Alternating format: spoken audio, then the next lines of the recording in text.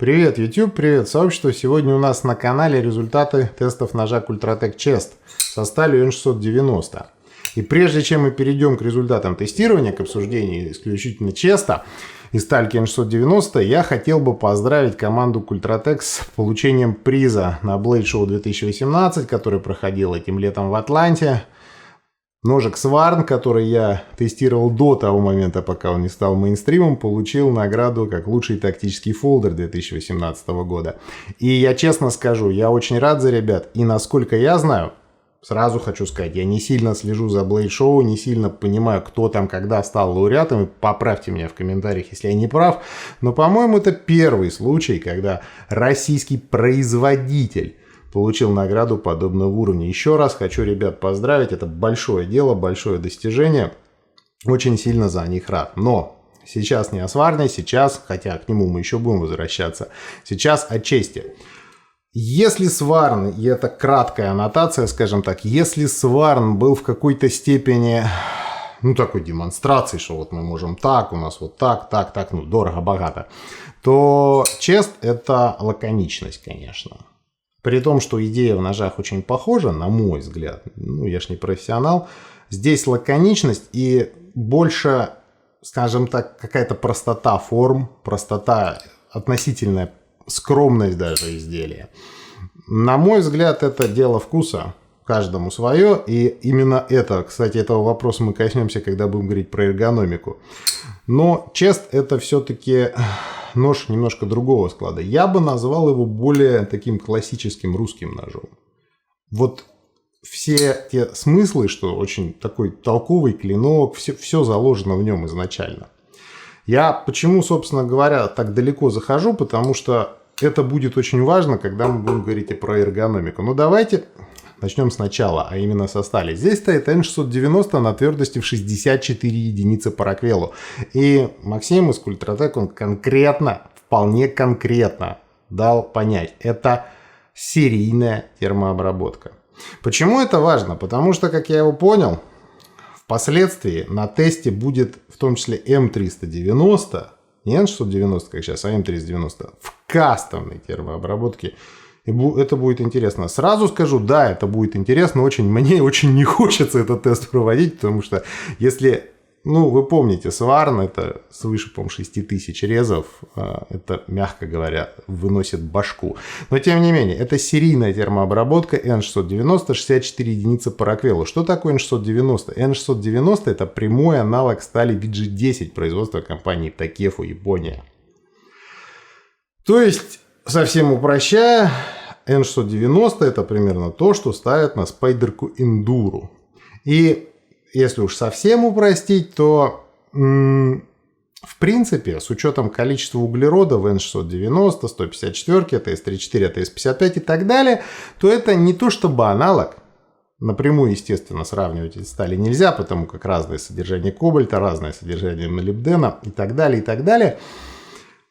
Все-таки это с учетом содержания углерода примерно один класс стали. Условно говоря, не семейство, а именно некий класс. Именно по содержанию угля и соотношению угля и хрома. То есть это семейство АТС-54, АТС-55, АТС-34, АТС-55, простите, заговорился, CPM-154, РВЛ-34 и так далее, и так далее, и так далее. И сразу возникает вопрос тогда, а зачем такую сталь ставить на нож такого уровня? И вот этот вопрос, он возникает у очень большого количества людей, и этот тест, на мой взгляд, дает ответ на этот вопрос. 264 реза на сантиметр, 2640 резов в совокупности, и насколько это отличается от стандартного вот этого класса, вы сейчас можете видеть в таблице. Чест это не просто гвоздик, это такая 200-ка в крышку гроба, что не надо покупать название стали на клинке. Не надо. Вот это не является определяющим фактором покупки. От слова совсем. Вообще не является. То есть видно, насколько, собственно говоря, отличается результативность. И вот последний, наверное, слайд, если можно так выразиться, да, он показывает вот буквально вот в сеточку стоят, по линеечке выстроены, вот какие результаты идут у каких сталей. То есть постарайтесь понять, друзья мои. Правильная термообработка, тест на самом деле, он ведь не показывает, что это вот термообработка правильная. Тест показывает все сразу. Он показывает эргономику, он показывает термообработку, он показывает заточку, он все показывает. Но главным образом, правильная термообработка – это не просто залог какой-то успешной работы. Это в принципе залог нормальной работы. Об этом мы будем говорить отдельно. Но вот когда ты постоянно говоришь людям, что, ребята, не смотрите на железку, смотрите, кто изделие сделал, смотрите, как изделие сделано, посмотрите, что в изделие заложено, помимо надписи на клинке. Вот в этом случае вот этот тест – это иллюстрация, на мой взгляд. Теперь, собственно говоря, давайте немножко к деталям. Точился нож на удивление для меня неприятно. Почему? Потому что когда я точу настолько простые относительно стали на такой твердости, я, естественно, жду, что здесь не будет практически какой-то, не знаю, пластичности. Всего этого в изобилии, я бы даже сказал, слишком много. Про твердость, не про твердость, простите, про остроту, которую принимает, я сейчас вот постараюсь это показать. Примерно вот такую остроту принимает клинок, то есть острота очень хорошая. Но главным образом, самое для меня большое, скажем так, открытие, неожиданность, это то, как нож тупился во время теста. За что я люблю подобные железки, потому что в какой-то момент они все в какой-то точке хапают мыльцо при резе, и ты четко понимаешь, все, вот здесь ты сдох. Сотня, 2 сотни после ты протащишь, но больше никак. Вот сейчас открытие для многих будет, но я не могу улучшить результаты тестирования по заказу. Ухудшить на раз, улучшить не могу никак. Так вот, здесь не было этого. И это для меня очень странно. То есть все время тестирования я не мог найти момента, когда железка начинала мылить. То есть сама по себе вот процедура затупления, если можно так сказать, она очень приятная. Теперь к самому интересному моменту, для меня лично самому интересному. Естественно, с точки зрения эргономики, баланса и прочего, да, как бы с ножом нет никаких проблем вообще. Естественно, все хорошо, но все-таки надо же понять, а кто круче по эргономике, Сварн или, собственно говоря, Чест. Для меня, мне было интересно понять. Сразу хочу сказать, что когда я говорю, что с эргономикой все прекрасно, это абсолютно не значит, что вы можете взять ножик голой рукой и начать там работать целый день, у вас никаких проблем не будут. Это фолдер со всеми вытекающими, но разница есть и среди фолдеров. Поэтому среди фолдеров, в принципе, что Чест, что Сварн, это очень хорошая эргономика. Но вот если их вместе поставить, то получается очень интересная вещь, а именно... Я касался визуальной компоненты. Когда ты смотришь на Сварн, ты видишь дорого-богато. Ты видишь вот всю эту фактуру, интересное буйство линий, вставки и так далее. Тебе сразу кажется, что это, ты в руку возьмешь, и все уже. И ничего сделать не можешь, это полочник. Когда ты начинаешь им работать, ты понимаешь, что все это не мешает, что все это сделано толково.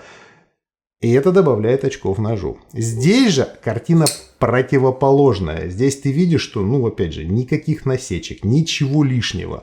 Плоскостные участки довольно мощные, причем выходы здесь мощные. Это очень редко делают правильно. И так далее. Но при этом ощущения, вот как от Сварна в эргономике, нет. И второй момент включается. N690 все-таки попроще эмки. И когда ты работаешь... переходишь через 3-ю тысячу, 4-ю тысячу, 5-ю тысячу резов. Понятно, ты не знаешь, сколько ты прошел, но ты же понимаешь, сколько дней ты это делаешь. Это ведь не 1, не 2, не 3, не 5 дней происходит. Ты начинаешь ножик, мягко говоря, уважать. Поэтому у меня такая достаточно разброд и шатание в башке, кто круче по эргономике, Чест или Сварн. Так вот, на мой взгляд, в моем тесте пока это все-таки... Сварн. Все-таки чуть-чуть. Но это в моем тесте для меня и пока. Почему пока? Потому что дальше будут еще какие-то вариации, будут другие железки, мы посмотрим. И, как я думаю, самые внимательные зрители уже заметили, что на тесте в целом все ножи можно разделить условно на 2 группы. Однопроходный рез и двупроходный рез. И вот пока еще Ультратек не показывал ножей, скажем так, в однопроходном резе. И вот что будет там, это отдельная история. Но тем не менее, Ультротек Chest N690, 264 реза на сантиметр. Спасибо за просмотр. Пока.